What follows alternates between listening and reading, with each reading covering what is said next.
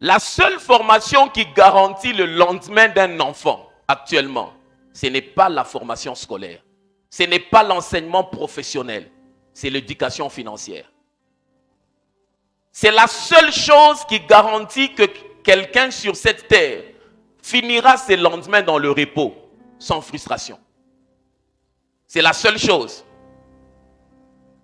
Et dans l'éducation financière, c'est la capacité à transformer votre argent, l'argent que vous gagnez dans la profession, en richesse et en sécurité financière.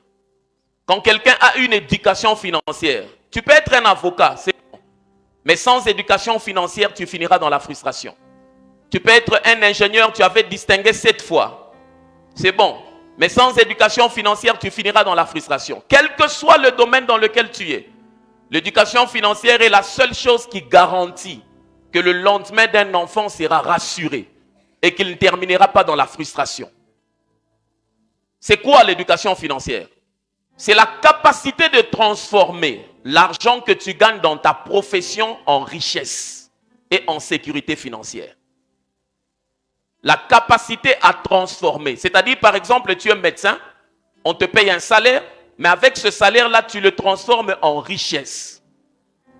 Quelle différence faites-vous entre avoir de l'argent et être riche? La différence est la suivante. Quand quelqu'un dit qu'il a de l'argent, c'est un montant qu'il a en banque. Il a 10 000 $, il a 20 000 $, il a de l'argent, mais il n'est pas riche. La richesse est fonction du nombre de jours que quelqu'un peut faire sans travailler.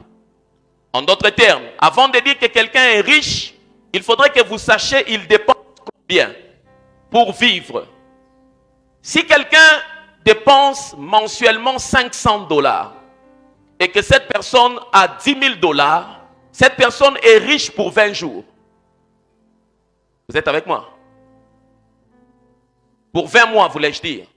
10 000 divisé par 500, c'est 20. N'est-ce pas? N'est-ce pas?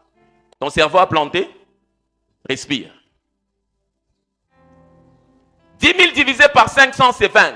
C'est-à-dire, cette personne-là a 20 mois de richesse. Il n'est pas riche, comme certains personnes. Asa grand prêtre, Asa grand prêtre. Ce sont des mots qui sonnent pour les ignorants. Dans le royaume des aveugles, le borgne roi. Tellement que ceux qui le célèbrent sont aveugles, lui comme il est aussi borgne, il ignore la notion de la richesse, il pense qu'il est riche. La richesse, ce sont les nombres de jours que tu peux faire sans travailler. Et l'éducation financière permet de transformer l'argent de ta profession en richesse.